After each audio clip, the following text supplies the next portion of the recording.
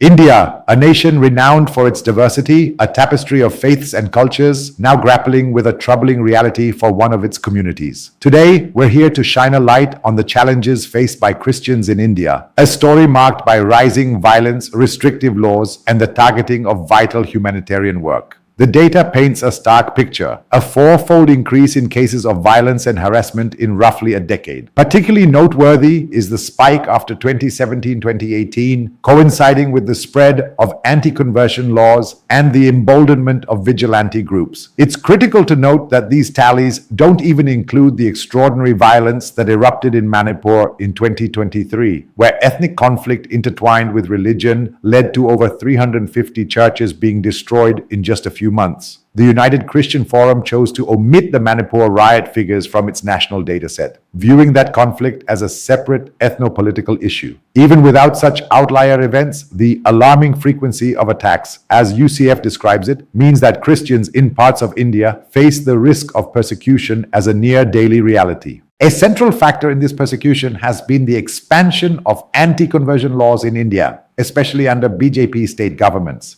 These laws, officially termed Freedom of Religion Acts, claim to prohibit religious conversions by force, fraud, or allurement, but in practice, they impose broad restrictions on all conversions and have been used to criminalize even voluntary evangelism and religious change. Since 2014, the number of Indian states with anti-conversion statutes has grown significantly. As of early 2023, 12 out of 28 states have such laws on the books. Most of these states implemented their anti-conversion measures under BJP rule or its allies, reflecting the Hindu nationalist ideology's emphasis on curbing proselytization. The states include Uttar Pradesh, Madhya Pradesh, Uttarakhand, Himachal Pradesh, Gujarat, Karnataka, Jharkhand, Chhattisgarh, Haryana, Odisha, Arunachal Pradesh, and Rajasthan. Notably, a few of these, like Arunachal and Rajasthan, have not enforced the laws due to judicial or executive holds, but the legal provisions exist. Many of these laws were enacted or tightened after 2017. For example, Jharkhand in 2017 and Uttarakhand in 2018 introduced new anti-conversion acts. Uttar Pradesh in 2020 and Haryana in 2022 passed stringent laws for the first time, and Madhya Pradesh and Gujarat enacted tougher amendments in 2021 to decades-old laws. This legislative push gained momentum with the BJP's rise. As one analysis notes, a wave of anti-conversion laws first surged during a previous BJP period from 1998 to 2004 and then swelled again since 2014, corresponding to Narendra Modi becoming Prime Minister. Key provisions in these laws tend to follow a similar template, though penalties vary by state. All prohibit converting or attempting to convert anyone by force, fraud, or inducement, and some explicitly include conversion by marriage as an illegal act.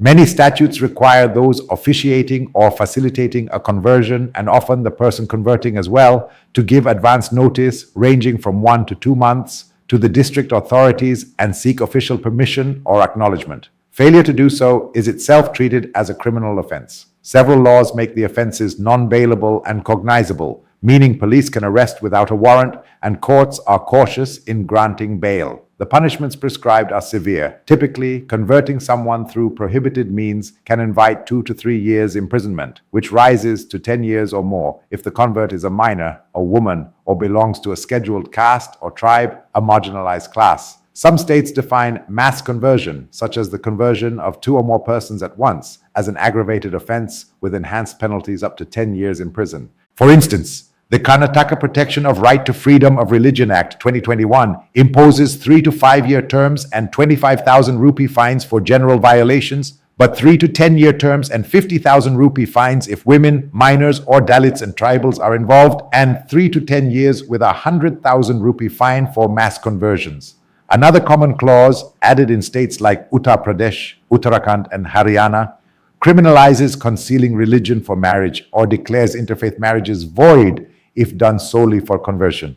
In effect, these are love jihad provisions aimed at Muslim-Hindu marriages, but they have also ensnared Christian men who married Hindu women under suspicion of conversion motive. Critics argue that these laws, besides deterring forced conversions, suppress legitimate religious freedom and are often selectively enforced to harass minorities. India's constitution guarantees the freedom to profess, practice, and propagate one's faith under Article 25, which implicitly protects the right to convert others by persuasion. But in a 1977 judgment, Reverend Stanislaus versus State of MP, the Supreme Court upheld anti-conversion statutes, ruling that the right to propagate does not include a right to convert another against their will.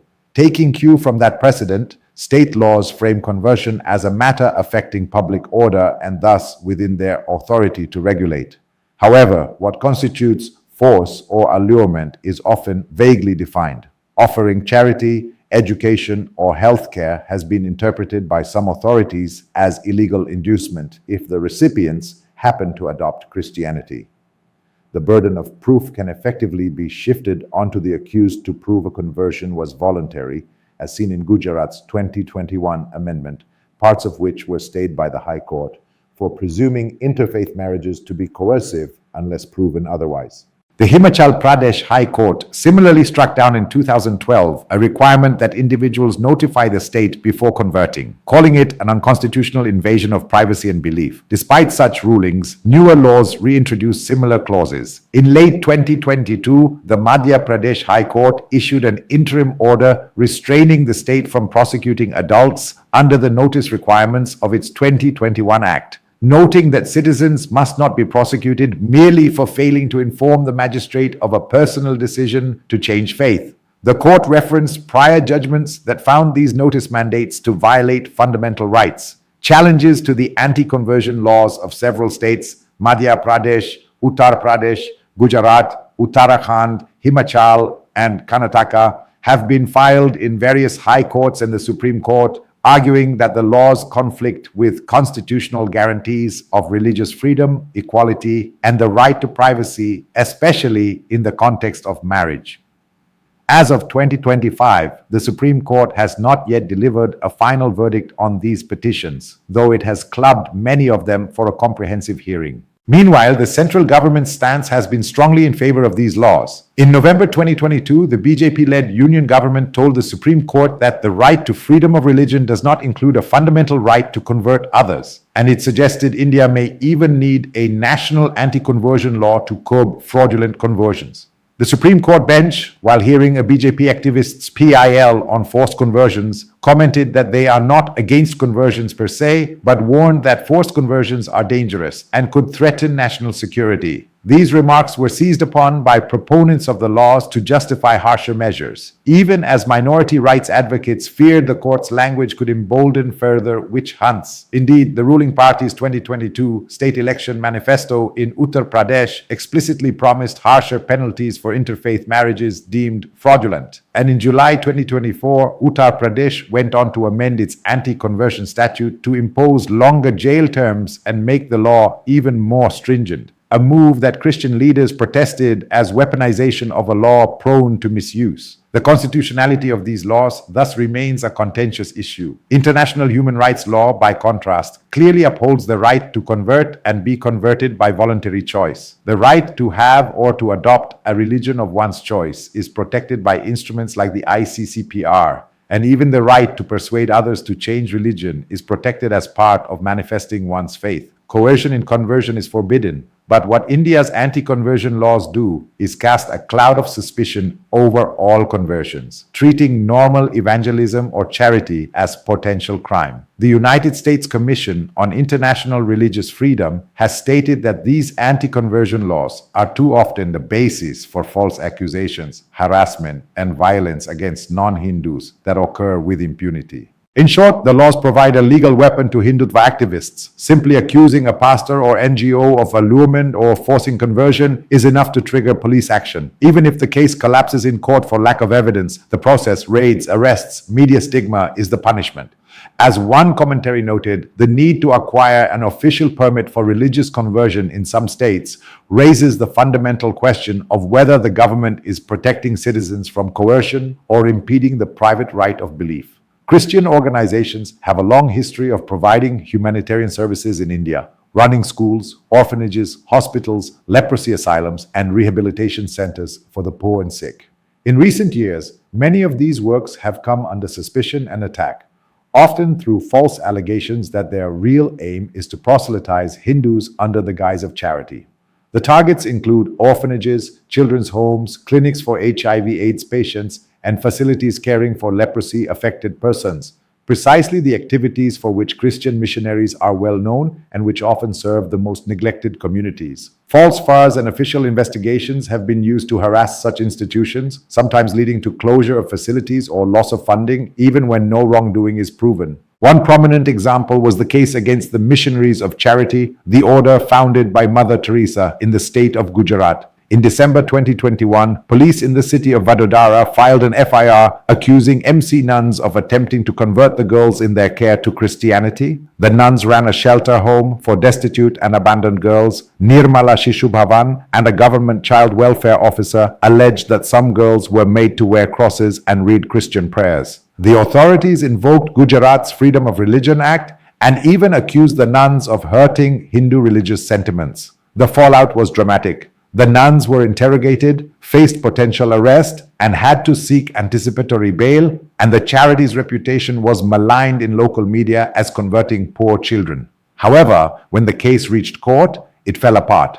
In March 2022, the state prosecutor submitted in writing that there was no evidence to proceed and that the conversion charge was without substance. The court accordingly dropped the case, and the two nuns who had been hiding to avoid arrest were relieved of the ordeal. The police action was totally illegal as it was based on fabricated charges to target the nuns and other Christian groups who have been rendering yeoman service to the poor, said Father Cedric Prakash, a Jesuit human rights activist in Gujarat, after the vindication.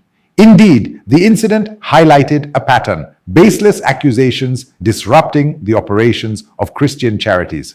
Notably, around the same time, in late 2021, India's central government suspended the foreign funding license of the Missionaries of Charity under the Foreign Contribution Regulation Act, citing unspecified adverse inputs, a move widely criticized as part of a witch hunt against even Mother Teresa's organization. The FCRA license was restored after an international outcry, but the temporary freeze forced the charity to ration aid to the poor. Another case unfolded in Madhya Pradesh in July 2023, when officials abruptly shut down a Christian-run orphanage in the tribal-dominated district of Alirajpur. The orphanage, run by the Adivasi Sahayata Samiti, a Christian tribal welfare society, housed 73 children, many of them orphans or from single-parent families. Under the pretext of an inspection, the state's Child Rights Department raided the home and alleged that it was converting tribal children to Christianity because Bibles and Christian materials were found on the premises. The orphanage was also cited for a technical violation, not having a specific separate registration under the Juvenile Justice Act, despite the fact that it had operated for 30 years with government knowledge. Without allowing time for compliance, authorities removed all the children and transferred them to government shelters or back to relatives. The Christian group's leader, Ms. Kalpana Daniel, protested that they had never been told to register separately and that the raid was driven by prejudice due to the upcoming state elections, as Madhya Pradesh was poll-bound and anti-conversion rhetoric was high. Targeting Christian institutions has become routine, noted UCA News, with the anti-conversion law coming in handy for authorities to act against them. As of the latest update, the orphanage remained closed pending the new registration, disrupting the care of dozens of children who had no other support. Christian educational and health institutions have faced similar pressures. In some locales, hostels for tribal students run by churches have been raided on suspicions of conversion classes. Hospitals treating HIV/AIDS patients or serving the poor have encountered hostility from local extremist groups who accuse them of using charity as a cover for evangelism. A chilling instance of violence occurred in January 2021 in Uttar Pradesh, where members of a right-wing mob dragged 4 nuns off a train on suspicion that they were escorting 2 young women for conversion. The nuns were detained by railway police for hours based on the mob's complaint, until it was clear no wrongdoing occurred. This incident drew condemnation from the Home Minister after it became national news.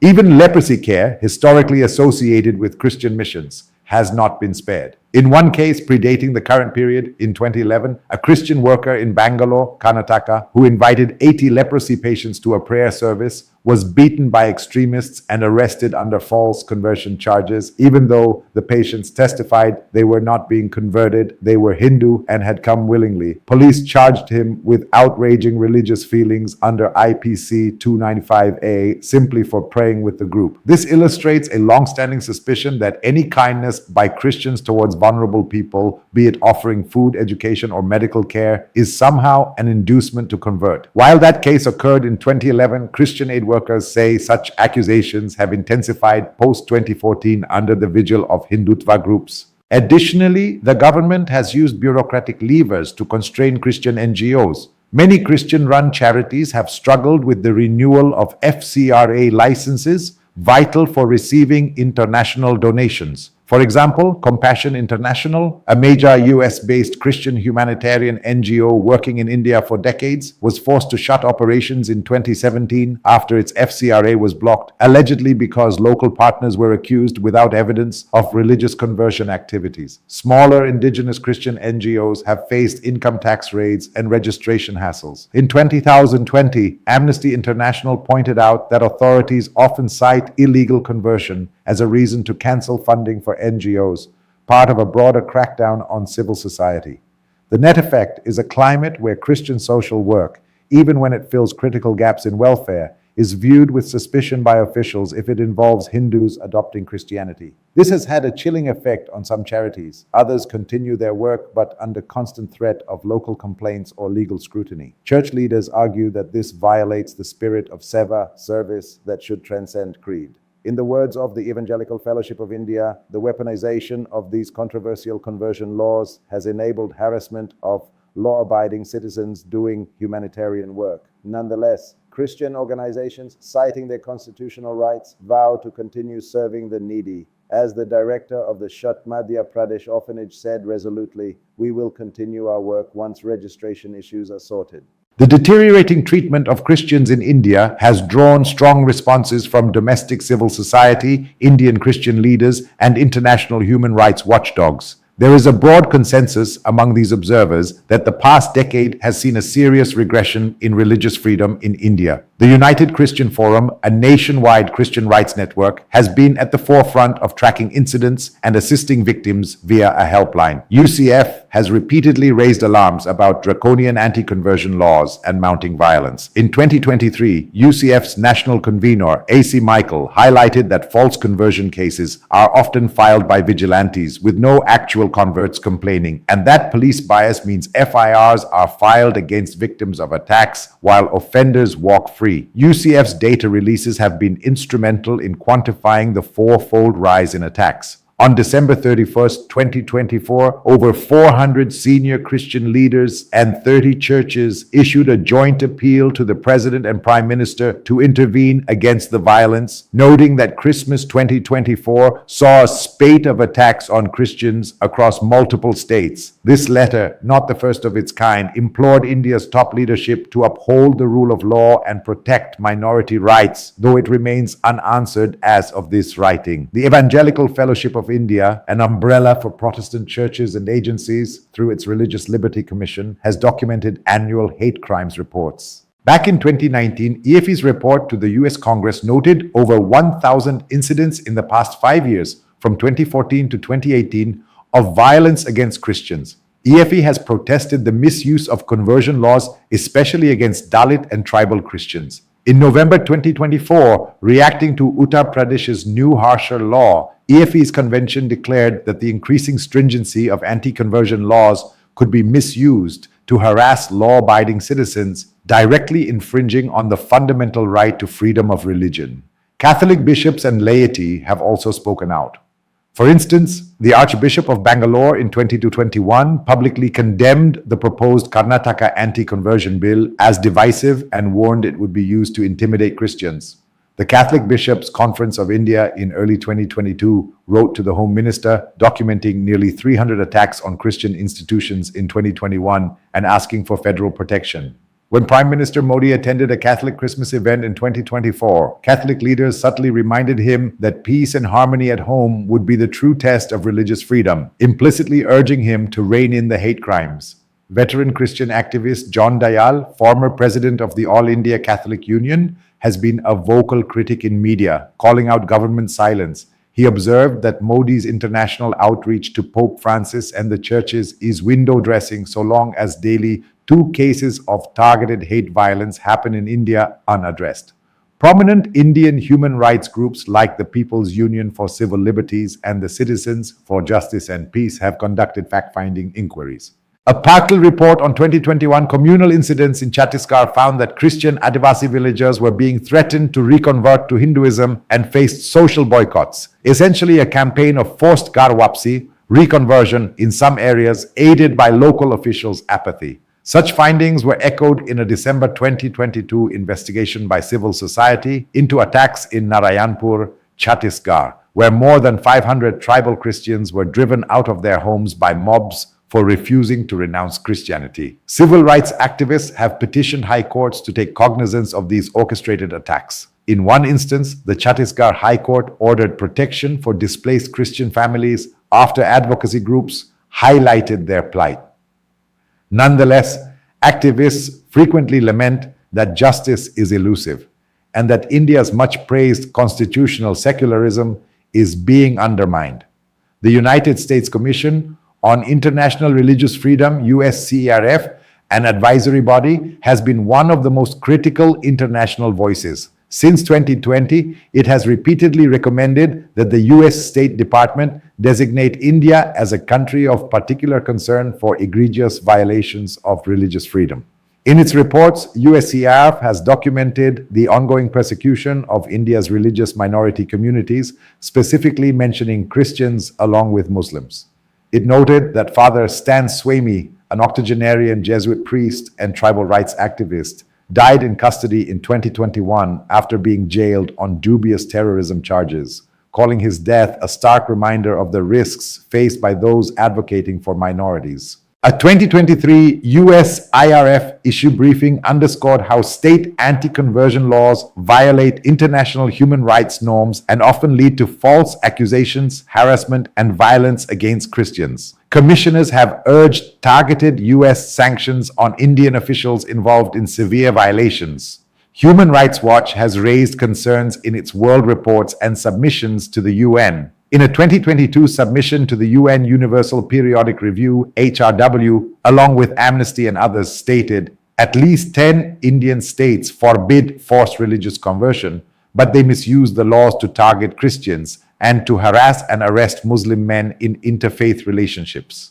HRW's 2019 report had already pointed out that BJP leaders using communal rhetoric had spurred a violent vigilante campaign against minorities. In its World Report 2023, HRW noted the surge in anti-Christian attacks and explicitly cited how Dalit Christians and Adivasis are being arrested on trumped-up conversion charges. Meenakshi Ganguly, HRW's South Asia director, told The Wire in 2023 that while everyone has the right to practice their faith, some Hindu groups that believe they enjoy the protection and patronage of the ruling BJP have targeted Muslims and Christians, their places of worship, and even their livelihood. This encapsulates the HRW view that state patronage, or at least indulgence, of Hindu extremist groups is a key factor in the spike of abuses. Before Amnesty International was forced to halt its India operations in 2020 after its bank accounts were frozen by authorities, it too spotlighted rising anti-Christian incidents.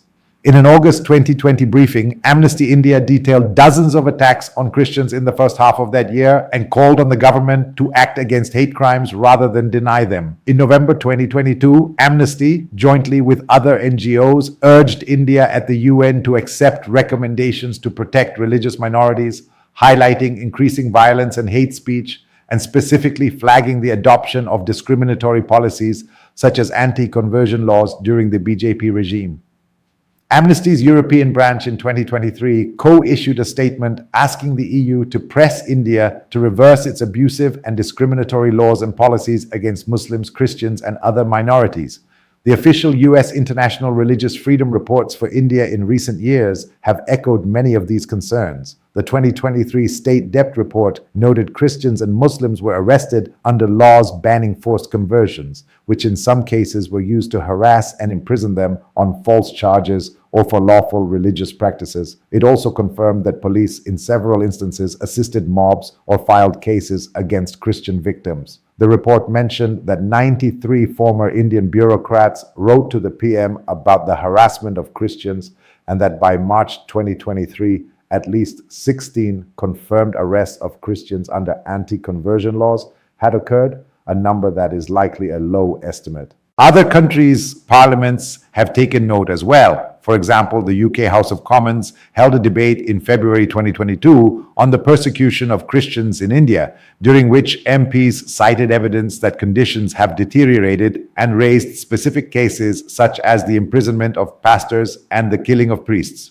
The EU Parliament and the US Congress have seen resolutions or hearings touching on India's communal violence, with Christians being one focus alongside other minorities. In sum, international watchdogs categorize India as a country of concern for religious freedom, and Indian civil society groups, including many Hindus of conscience, have spoken out against the majoritarian trend that imperils Christians' rights. However, the Indian government has generally rejected these assessments, calling them external interference or biased.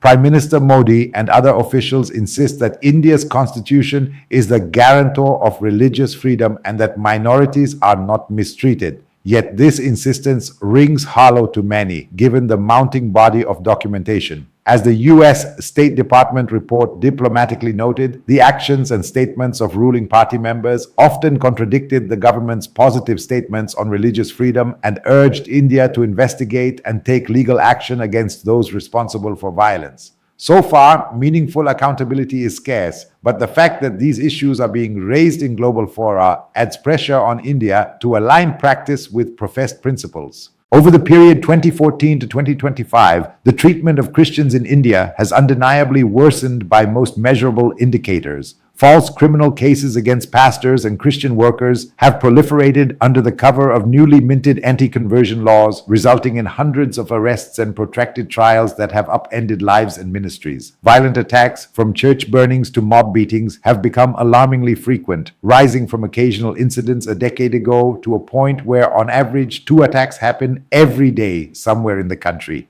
These attacks have been concentrated in areas where Hindu nationalist organizations are strong and conversion activity, real or perceived, is higher, such as Uttar Pradesh, central tribal regions, and parts of southern India. The legal environment has grown more hostile. A wave of anti-conversion statutes, now in 12 states, places onerous restrictions on religious freedom, and despite constitutional challenges, they remain in force and widely used. The humanitarian work of Christian organizations, once admired as service to the poor, is increasingly viewed through a lens of mistrust, leading to raids, license cancellations, and smear campaigns that harm not just the institutions, but the vulnerable populations they serve. Nonetheless, Christians in India, who number around 28 million people, continue to show resilience and faith.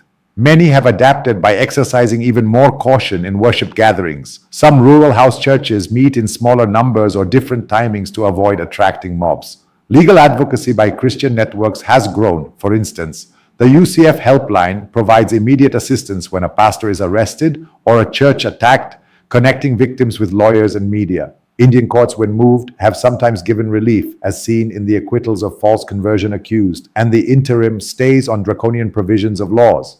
These are silver linings that due process can still function if evidence is impartially weighed. Moreover, interfaith solidarity is not dead. Segments of Hindu, Muslim, Sikh, and secular civil society have condemned the persecution of Christians, understanding that it bodes ill for India's pluralistic fabric as a whole. From a constitutional perspective, the tension between India's secular, rights-based laws and the sectarian impulses of Hindu nationalism is at the heart of this issue. The Supreme Court of India faces a historic responsibility in adjudicating the pile of petitions regarding anti-conversion laws, a strong reaffirmation of the fundamental right to choose and change one's religion, and a striking down of the more egregious parts of these laws, like prior notice requirements or burden shifting, could restore some balance and deter frivolous prosecutions.